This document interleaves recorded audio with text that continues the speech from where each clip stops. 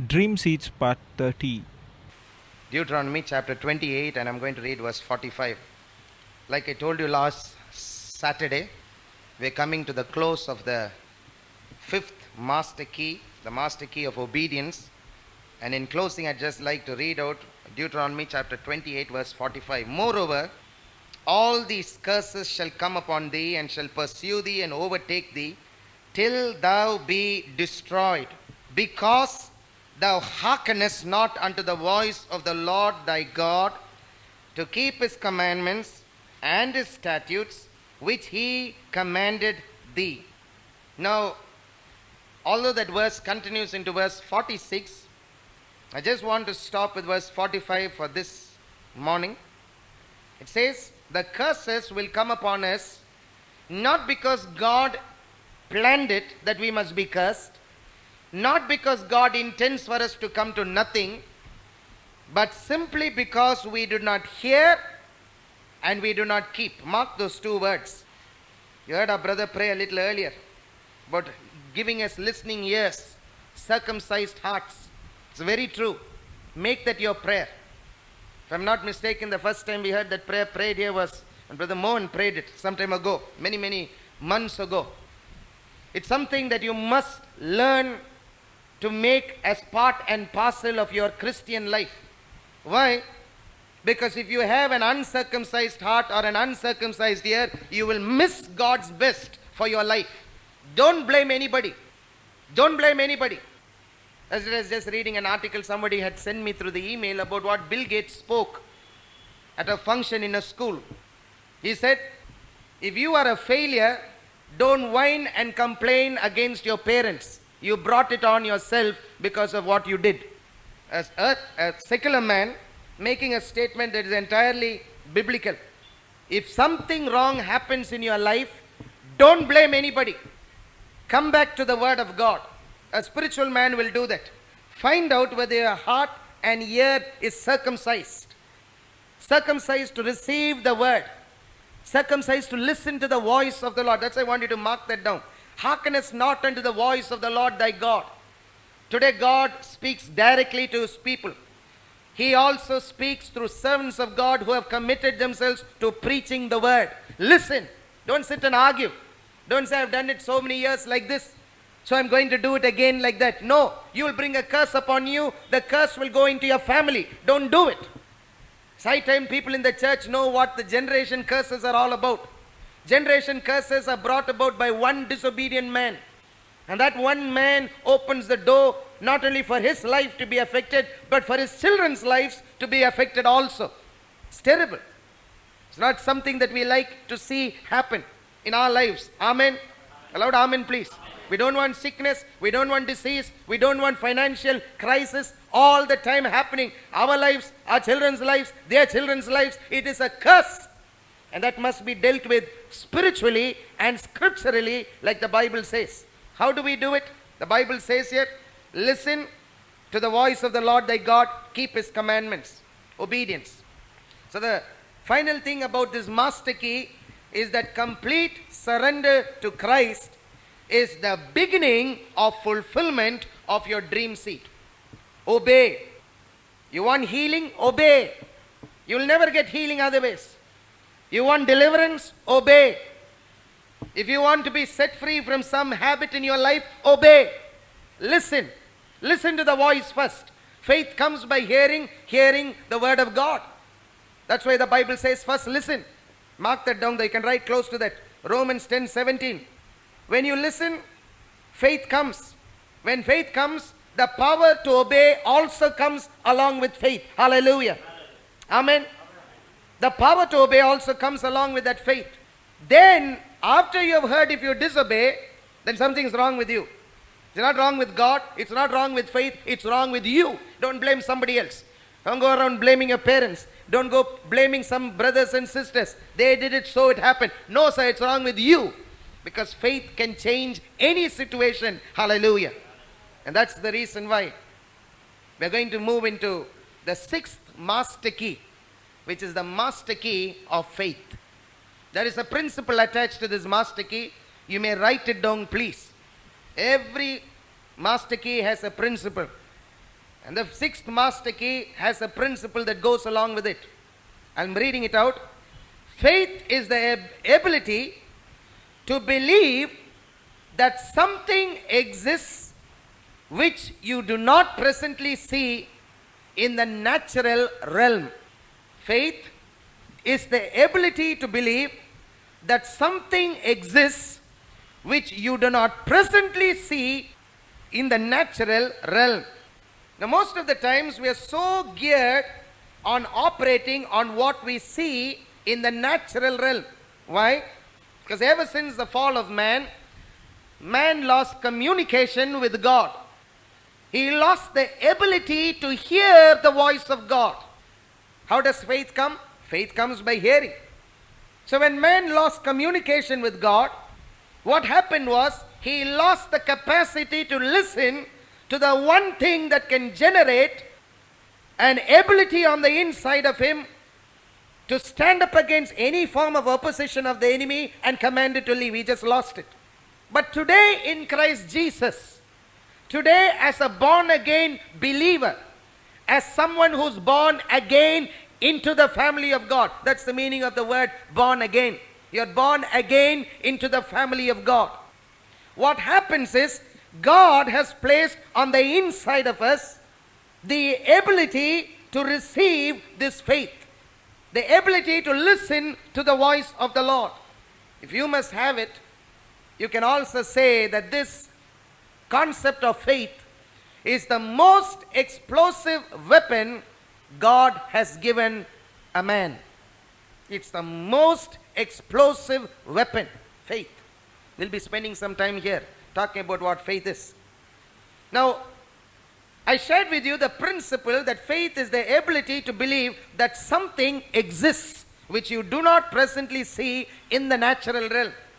Now, it is an internal belief system planted by God in every human being. That's what faith is to start off with. That is why you see so many things happening even in the life of unbelievers. They have faith in themselves, so they achieve a lot of things. They have faith in so many other things, so they are natural achievers. You must know it. But then God gives us a faith that comes from the Word of God. And that faith is something that generates things in the spiritual world. Hallelujah. To start off with, God gives man faith to believe that he is Savior. So man is saved. Hallelujah. Then he gives man the ability to believe he is healer. And when man believes that, he sees he is healed. So the faith that God gives is primarily a faith that lines up with his character and nature, because he is a faith God. Also, faith is an attention getter, especially when it is released Godward. It's an attention getter.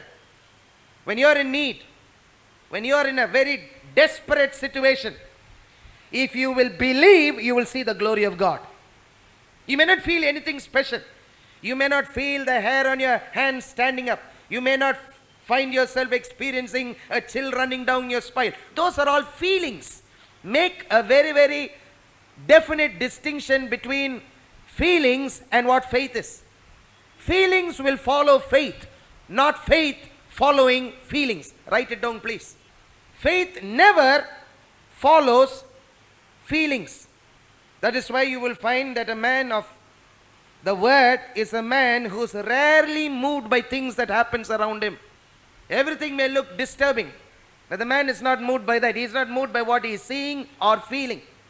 He is not waiting for the tears to pour down his eyes to know the Holy Spirit's anointing is there. He believes it is there already, because God said, I will never leave you nor forsake you. If God was a God who will leave us, he wouldn't have said it. That's how he believes. It's very necessary for us, because we are listening to a lot of things happening around us where people are putting more attention on feelings rather than in faith that comes from God's Word. Hallelujah. But then when you believe, you will find that the feelings follow. You may sense a heat, you may sense a presence, but that comes after you have expressed faith in God. That's why faith never follows feelings. Instead, feelings must line up with what faith is. Hallelujah. Now, Faith is always a divine attention getter. When you express faith, God will hear. The gospel accounts are filled with examples of that. We have seen examples earlier. And I just want to again and again mention them because they are much more than just incidents in the life of Jesus. They are real life situations that you and I can relate to. The woman with an issue of blood remains an unnamed person in the gospel. Yet, she received her miracle when she pressed through. Hallelujah. When she pressed through and touched Jesus, Jesus stopped, the Bible says. He was thronged by people. Read that place. He was thronged by people. People were jostling him, pushing him. Children may have been even holding on to his garment as he walked. And yet the touch of this one woman was enough to stop Jesus on his tracks. She remains unnamed. That means no special honor was given to her, except for the fact that Jesus said, "Go thy way, woman, you are healed of your infirmity. Great is your faith." He ascribed everything to faith. So faith is a divine attention getter. It will stop God in his tracks every time you express it Godward. Hallelujah. It will happen. Let's read a couple of scriptures, please, about what faith is. Come with me to Romans chapter 12. We are going to read verse 3. We are going to spend some time with this master key called faith. Romans 12, and I'm going to read verse 3. "For I say, through the grace given unto me, to every man that is among you," mark that down, and right close to that, I am included there, "not to think of himself more highly than he ought to think, but to think soberly," or with sobriety, "according as God had dealt to every man the measure of faith." Very, very important scripture. It simply means, don't follow the faith of another man because you're bound to fail. Because he may be operating in the context of a faith that is a little bit more than yours. Instead, go to the Word. Live in the Word. Let the faith that is resident on the inside of you develop according to the Word of God that dwells on the inside of you. Hallelujah. That's what Paul is saying. It's a warning. It was written to the Roman church. Why? Because this Roman letter was written as a teaching on salvation. If you go to a Bible school, they will have a subject called soteriology. Soterio in Greek means salvation. And this is a teaching on soteriology, which means salvation. In that, Paul is clearly telling people, don't walk around as though you're some big faith giant. Why? Because God has given every man the measure of faith. Live within the parameters of that, you will see good success. Hallelujah. You can develop your faith. We'll come to that a little later. You can grow in faith.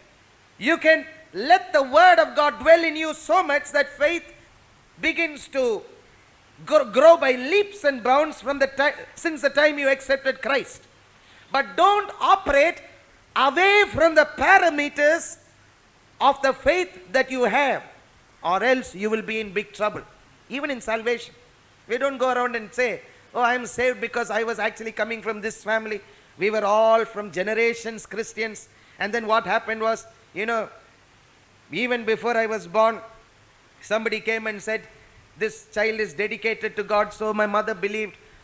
See, those are not the situations why things happen. If we are saved, the Bible says it's the grace of God. Hallelujah. The blood of Jesus was shed. This morning I was speaking to our brother. I was talking to him about the cross. The cross which is on our logo. I was just telling him there are two designs. It was specifically designed that way. The yellow, which is more talking about the gold, which talks about the divine. There are traces of a little bit of red there, talking about the shed blood. When that is lifted up, men will see Jesus. Hallelujah.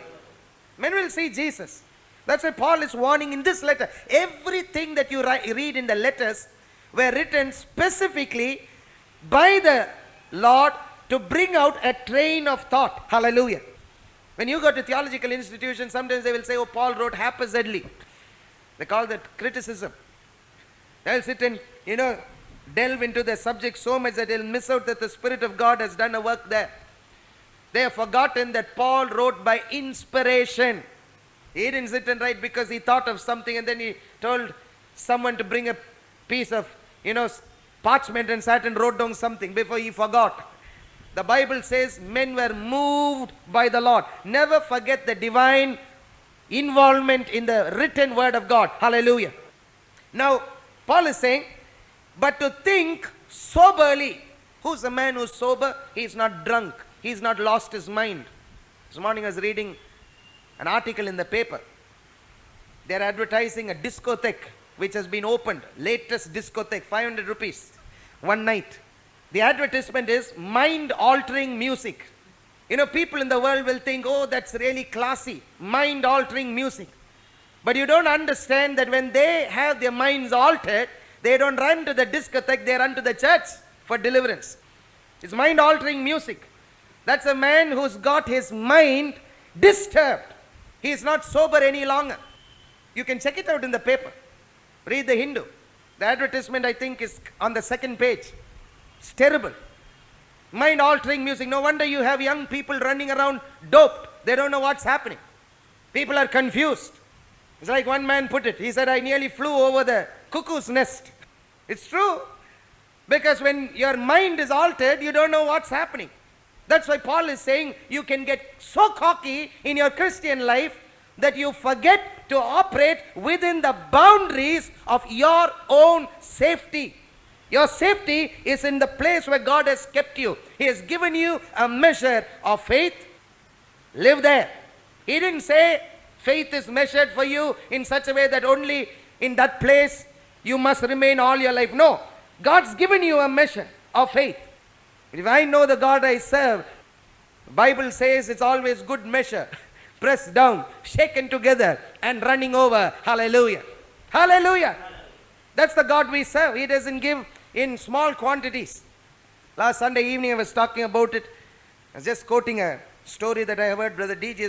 Dinakaran speak about a young boy who went to a shop. He was there standing with his mother and pestering his mother and saying, I want sweets. Now he's been a boy who's been visiting that shop often. So the shopkeeper, after he had received the money, looked at the boy and said, just go ahead, take what you want, open the jar, take what you want. This child refused. Refused. Till finally, out of exasperation, the shopkeeper put his hand in, took a handful of sweets and gave it to this boy and sent him out. This boy came out in 1 second, the tears disappeared, he was laughing, joking. His mother was amazed. She looked at him and said, why did you sit and cry so much? He told you to take the sweets. After all, why didn't you put your hand and grab as much as you could?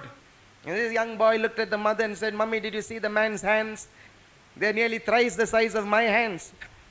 And that's the reason why I refuse to put my hand in, because when he puts his hand in, it's 3 times the amount I could have taken. That's exactly how it is when it comes to the Christian believer. Never think God is stingy. Never think God is stingy. Yesterday I received a letter from Gurgaon. Somebody has received our newsletter. And that sister writes about how there were so many questions in her mind about God's goodness. She said, when I read the newsletter, it removed all the doubts I had in my mind that God is the God of abundance. Hallelujah. Hallelujah. God is a God of abundance. Never think He is a stingy God. He is not. So when He gives the measure of faith also, it is in the context of us with Jesus. The Bible says Jesus had the Spirit without measure. Whereas when it comes to us, we have things in a measure. Why? Because we are limited. But then faith can be developed. Faith can be made to grow. And that's why we need to see Hebrews 11:6, where we see why it's important for us to have faith. Hebrews 11:6. But without faith, it is impossible to please Him. Mark it down. You want to please God? Express faith. Simple. Sounds very simple, someone will say. But it's not so simple as it sounds. But that's exactly what God is telling us. You want to please me? Live like me. Walk like me. talk like me, behave like me. How? In the area of faith. Without faith, it is impossible to please Him. Don't even think for one moment I can please God without faith. If that is the case, then every miracle we receive can be traced to a seed of faith that was in our lives. It's impossible. I don't think, the Holy Spirit would have given that word to the writer of the book of Hebrews. Impossible. Possible? Impossible. There's no neuter in between. I don't think there's a neuter word. You either say possible or you say impossible. There's no halfway point. And that's the reason why the writer says, without faith it is impossible to please Him.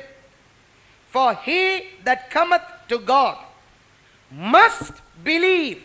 You can't be without believing. You must believe. What? That He is, and that He is a rewarder of them that diligently seek Him. Diligence will pay. Never think diligence is a waste of time. That is a lie of the devil. Never believe that lie. The devil is a liar. What is the use of following the Lord? What's the use of doing all this? What's the use of, living for Jesus? There's no blessing really in following. That's a lie of the enemy. These 16 years I've heard it. One too many times. But I can declare that that is a lie from the pits of hell. Because diligence is always blessed. He is a rewarder of them that seek Him or diligently seek Him.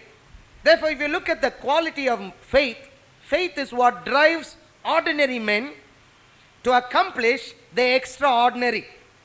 It turns common men into uncommon achievers. You can write down these statements. That's why I listen keenly to people who are achievers. Whether they are believers or unbelievers, I will sit and listen. I learn a lot. Because I see that sometimes even an unbeliever expresses certain traits that makes him an achiever in his field. It must be noteworthy, or else he wouldn't be an achiever.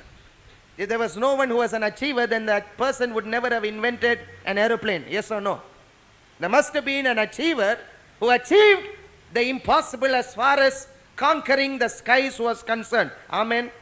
There's no use in us saying, oh, he was not a believer. Because believers also make use of things that unbelievers find out. Yes or no? Praise God. That's why it's very important for us to learn what faith is.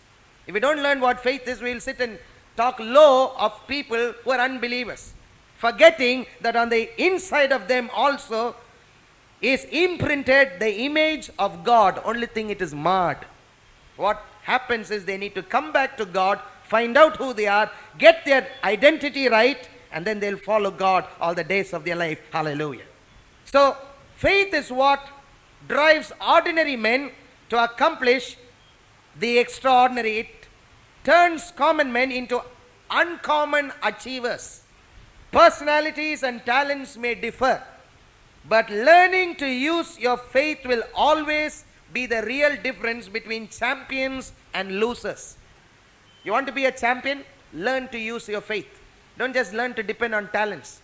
Don't just learn to depend on abilities. They are there. They are given by God. But when you turn your faith loose, you will see God's blessing. Why do we look at Sister Catherine Kuhlman as a champion of faith in her time? Not because she did not make mistakes. Not because she had great talents or abilities. One time I heard her speaking on a, footage. And on that footage, she's clearly saying, I don't think I was ever born with any talent or abilities. In fact, in her books also it has been recorded.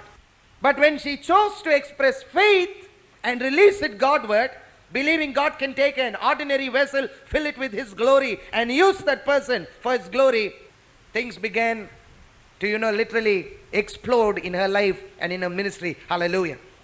Talents and personalities may differ. I'm reading it out again. But learning to use your faith will always be the real difference between champions and losers. You see a loser? It's a man who has never learned to exercise faith. That's why he's losing. But you look at a man who's a champion, He's a man who's learned to exercise his faith. It's wrong for us to say, no, he's just releasing his talents. No. In that sense, everybody has something in them. Yes or no? Amen. I've seen some very ordinary people, coming from very ordinary backgrounds, being identified by some, person.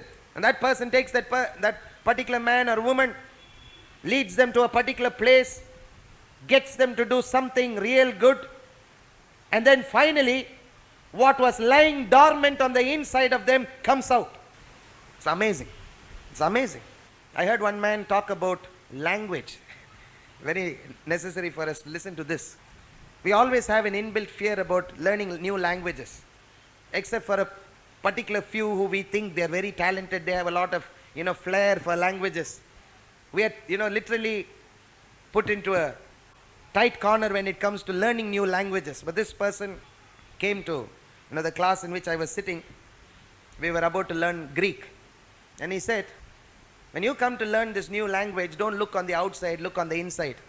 Because language is always resident on the inside of a man. Think about it.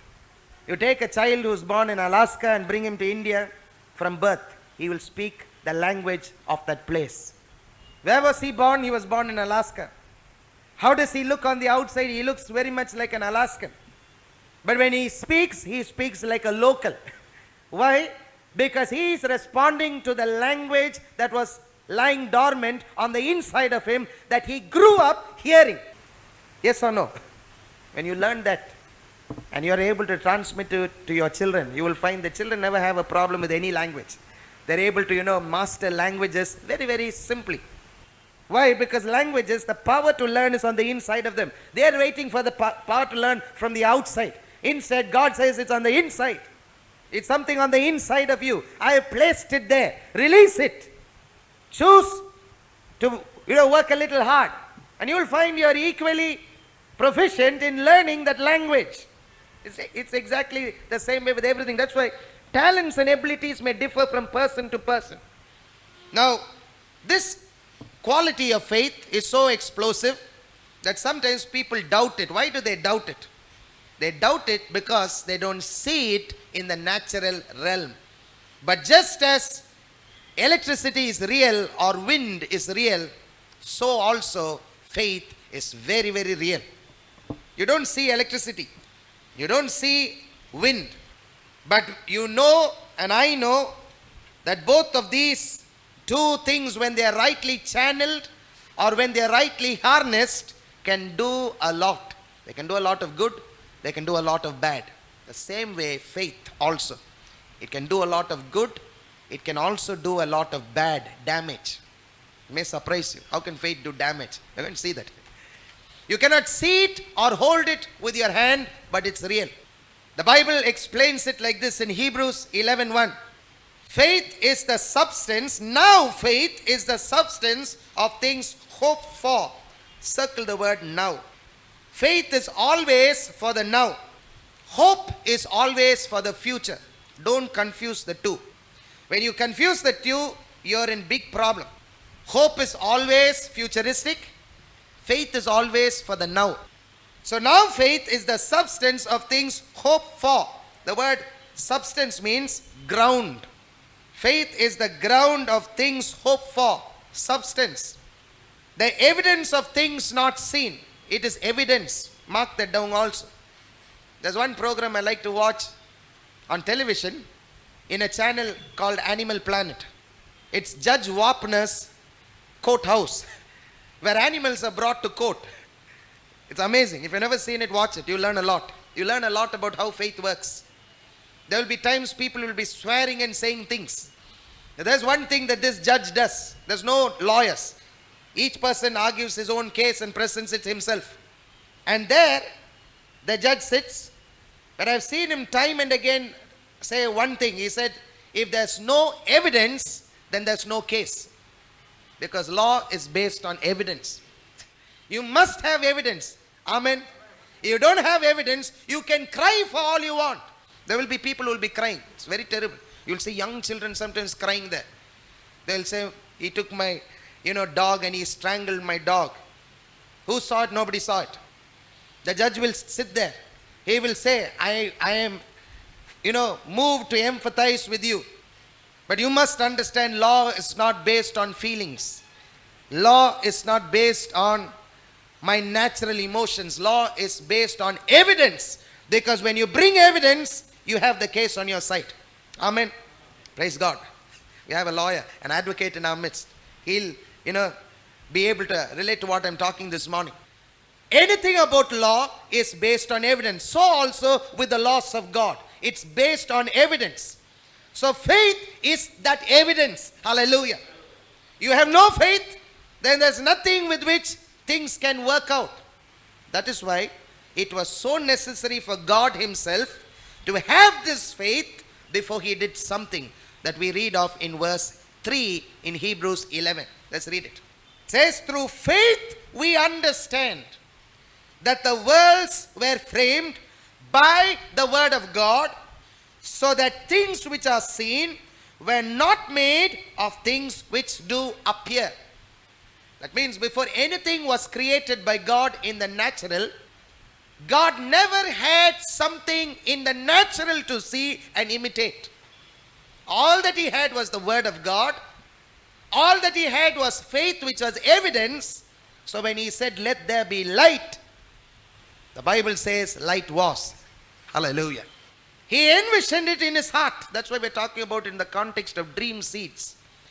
He knew what he wanted. So when he spoke it forth, it came to pass that it was. Hallelujah. Faith is evidence. Faith is not a quality of exercising something that lies on the inside of you just to get a shirt or a car or a television, although you may use it to get something in the natural. Faith is not that. Faith is the very character and the nature of God. It's the ability of God himself. Hallelujah. Therefore, for the Christian believer, it is a lifestyle of believing God all the time. They wake you up in the middle of the night. You're in a half sleepy condition. Remember, you may be sleeping in the natural, but your spirit never sleeps.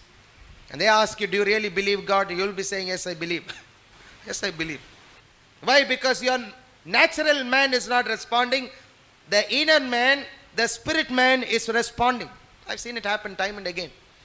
I don't know whether some of you have gone through that experience, but it happened early in my Christian life. There was a day when after I received the baptism of the Holy Ghost, every night I would spend a long extended period of time in prayer. And this one night, I remember I had gone out with the pastor, I had done some visiting, we had come back. I was so tired that without my knowledge, I was staying alone at that time, I went to sleep. I don't know how many of you have gone through that, but that was very unusual for me. I don't just doze off like that. And all of a sudden, in the middle of the night, I heard my spirit praying. I heard my spirit praying. I can say it. I don't, really care whether people believe it or not, but I heard it very, very clearly. It was like somebody else praying.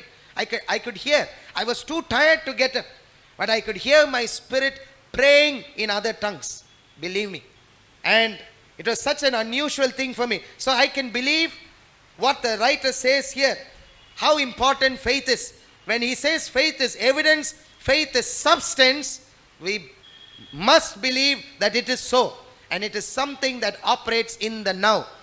That's why when you say I have faith, then you have faith for the now, or else it's hope. Give you an example. I've shared it earlier. I'd like to share it so it will go on record. The second coming of Jesus Christ has not yet happened. We look forward to it. It's a glorious event. It's called the blessed hope that we have. It's future.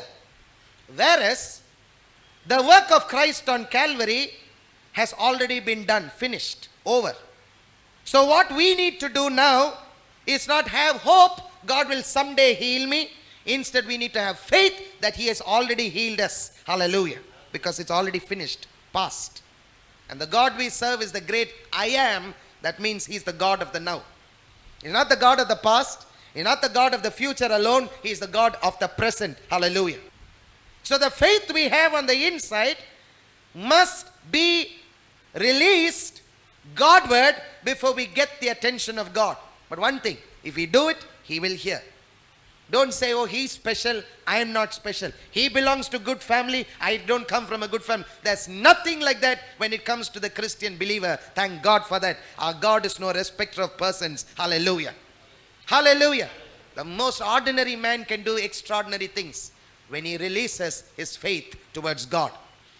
Now, the proof of your faith is revealed in your pursuit of the unseen. Mark that down. You may write it down, please. These are much more than statements. These are principles. When you say, I have faith, the corresponding thing is, what are you doing with it? Are you pursuing your faith? For example, after we accepted Jesus, we say, Jesus, I am saved.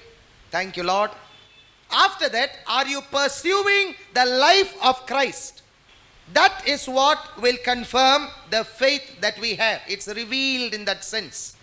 For example, if you say, I'm going to become a doctor someday. It's nice to have a good desire. But your faith that you will someday become a doctor, although it is hope, is revealed by the pursuit of your dream. You will have to work towards it. Or else you will end up killing a lot of people rather than saving lives. You say, I am going to become an engineer. Then you have to work to become an engineer. You don't simply sit and say, oh, just mix so much cement and that will hold. Good. My friend, it will fall on your head if you're not careful while you're standing and looking up. Listen very carefully. What you say, it is revealed by your pursuit of it. When you say, I believe Christ is healer, don't say if you don't believe. Don't say to please, somebody else or impress somebody else. If you believe He is healer, you will pursue God for His healing to manifest in your life. You will study scripture that pertains to healing. You will meditate on it day and night. That will become your foremost desire. You will pursue it. When you listen to testimonies of people are healed, on television or in magazines, I don't believe that people are lying. I believe that they're talking the truth. Why? Because you will see, prior to the healing manifesting, they would spend hours together listening to tapes on healing. If they wanted healing, they wouldn't sit and listen to tapes on, something else. They won't be sitting and listening to songs on some other topic. They will listen to the word of faith regarding healing. You read any testimony, you will find that is what they would have been doing. Studying it, going to the word, spending time there, listening. Why? Because faith comes by hearing, and hearing the word of God. What is the dream seed God has placed on the inside of you? If it is a dream seed that matches the word of God, don't quit believing on it. Instead, choose to pursue it the God way. If it's a dream seed that your loved ones must be saved, pursue it. You may have to pray for them. You may have to cut down your activities. Please listen. There is a sacrifice that goes along with your dream seed. You must pay that sacrifice. I pay it. I'm going to sit here and stand and preach with revelation. I can't do it if I don't pay the price. I pay the price myself. Hours of sometimes privation. Going through times when nobody recognizes you. That's the part of the price. It's like Paul had to go through the Arabian experience before he could come and stand and be an effective minister of the gospel. Nobody will know you at that time. Nobody will see what's happening in your life. The spotlight is not on you. But you must pay the price if you want to see the dream seed come to pass. You want healing in family relationships? Pay the price. Be willing to forgive. Be willing to come down the ladder. Don't be sitting on the top and expecting family relationships to be healed. Forget it. It doesn't happen that way. You must be willing to let the Lord do a work. You must be pliable in His hands. There's no use in coming to church and singing, Thou art the potter, I am the clay, when you're like a metal piece in His hand. That's cold. You need to be pliable. Learn to pay the price. And that paying of the price is seen in every area of your life. I'm writing about it in the newsletter. The newsletter for July is already ready. It's there. You will see. How does the principles of sowing and reaping work? Well, the Bible says there are times when you will have to sow in tears. It didn't say how long, but sometimes it's quite long, if you ask me. In tears, I've written. I'm a person who don't normally like to talk too much about my personal experience, but there are times when I feel impressed to talk about some things, just to bring a point across, so that people will not get the wrong idea when we preach about sowing and reaping. Sometimes people sow today, then they expect tomorrow a crop to come up. I heard somebody who was just started, tithing the other day. She calls me and she's complaining because all hell has broken loose. And she's saying to me, it's just 2 or 3 months since they started tithing the right way. She's saying, she started speaking about in the past, I thought all things will work out. I thought things will happen like that. My friend, don't think. Come back to the Word. Spend time in the Word. The principles are so clear. There are things that we go through that are sometimes very hard for us to understand, but they will work all the time. Hallelujah. Yesterday I heard another sister speak to me. She had a different story to tell. She said, for the last 30 years I've been tithing. Hallelujah. Hallelujah. She believes in the principles. This doesn't mean because she's practicing it immediately everything is easy for her. No, but she believes that the Word will always work. Hallelujah. It will work all the time. Don't get the wrong end of the stick when we talk about faith also. Faith is not foolishness. Faith is not presumption. Faith is substance. It is evidence. If you don't have evidence from God's Word, then it is not faith. Believe me, it is not faith. It is something else. Don't go after the wrong things, especially when it doesn't line up with the Word. The Word is what generates this quality called faith. Hallelujah. So it is with this quality that God created the worlds. That's why I want you to mark that down. The worlds were framed by the Word of God, not by presumption. There was evidence. In God's heart, it will work. Hallelujah. There was no doubt at all. He didn't sit and say, after I have said, let there be light, suppose darkness continues. He didn't ask that. He knew light will be. And when he spoke it, it happened. Today scientists say still light is traveling. It's not yet come to a stop, because God has not said, let there be a full stop to light being. Let there be light is still holding good. We talk about, measuring time by light years. Yes or no? Praise God. Why? Because it's still real. It's still happening. That's why we need to come back to the Word. Spend time here. Don't play with faith. Don't mess with faith. Because faith can work for good or against you. It is invisible to the natural eye, yet very tangible in the realm of the Spirit. It may be dead or dormant or alive and growing. Faith that is inactive towards God is called dead faith. We're going to read that from James chapter 2, verse 26. James chapter 2, verse 26. For as the body without the Spirit is dead, so faith without works is dead also. Faith without works is dead also. So if you don't pursue what you're saying is resident on the inside of you, that means your faith is dead towards God.